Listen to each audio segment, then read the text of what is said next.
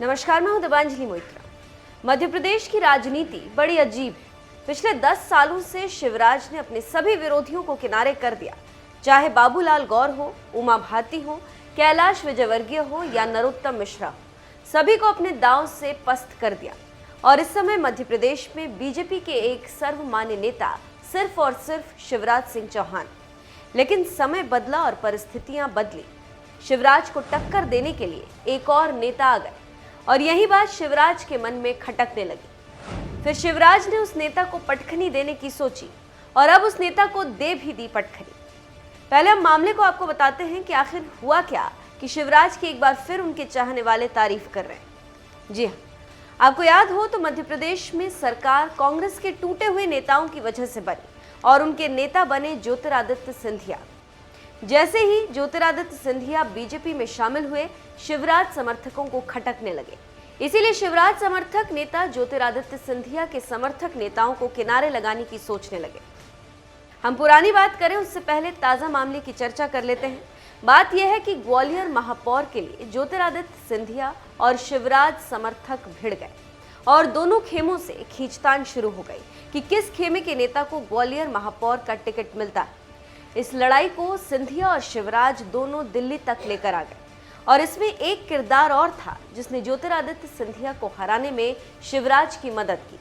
उनका नाम है नरेंद्र सिंह तोमर। तोमर की मदद से शिवराज ने ज्योतिरादित्य सिंधिया को पटखनी देने में कामयाबी हासिल की। हुआ यूं कि बीजेपी ने बुधवार देर शाम ग्वालियर से महापौर उम्मीदवार की घोषणा कर दी और नरेंद्र सिंह तोमर समर्थक सुमन शर्मा को कांग्रेस उम्मीदवार शोभा सिकरवार के खिलाफ मैदान में उतार दिया, जबकि केंद्रीय मंत्री ज्योतिरादित्य सिंधिया पूर्व मंत्री माया सिंह को टिकट देने पर अड़े रहे। इसका कारण ये रहा कि बड़े नेताओं में टक्कर। यही वजह रही कि कोर ग्रुप की 4 बैठकों के बाद अंतिम फैसला लिया गया। ग्वालियर की राजनीति को जानने वाले बताते हैं कि स्थानीय नेता ब्राह्मण उम्मीदवार के पक्ष में थे और सिंधिया माया सिंह को टिकट दिलाना चाहते थे, लेकिन हाईकमान ने अंततः शिवराज और तोमर गोल को तरजीह दी और उनके उम्मीदवार को टिकट दे दिया। इससे साफ है कि सिंधिया के प्रेशर पॉलिटिक्स पर ग्वालियर का संगठन हावी रहा। जानकारों की माने तो बीजेपी के पास कांग्रेस से बीजेपी में आए लोगों का एक समूह जो मार्च 2020 में केंद्रीय मंत्री ज्योतिरादित्य सिंधिया के साथ आया था। भगवा खेमा इस दुविधा में है कि पूर्व कांग्रेस समर्थकों को कैसे समायोजित किया जाए, खासकर ग्वालियर चंबल क्षेत्र में, जो अब पंचायत और निकाय चुनाव के लिए टिकट की मांग कर रहे हैं। और बीजेपी एक रास्ता निकालना चाहती है कि उसके कोर वोटर भी नाराज ना हो और आए हुए कांग्रेसी नेता भी।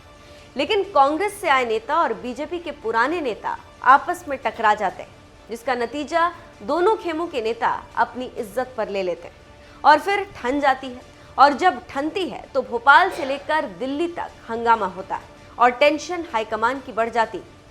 फिर मान मनोबल के साथ फैसला लिया जाता है, लेकिन समर्थक इसे हार जीत के नजरिए से देखते हैं और ग्वालियर महापौर के चुनाव को भी तोमर शिवराज समर्थक अपनी जीत मानकर पीठ थपथपा रहे हैं, जबकि सिंधिया समर्थक हार पर चुप है। देखना होगा कि बीजेपी चंबल की राजनीति कैसे ठीक करती, क्योंकि ये चुनाव तो लोकल है। जब 2023 में विधानसभा की लड़ाई होगी तो क्या होगा।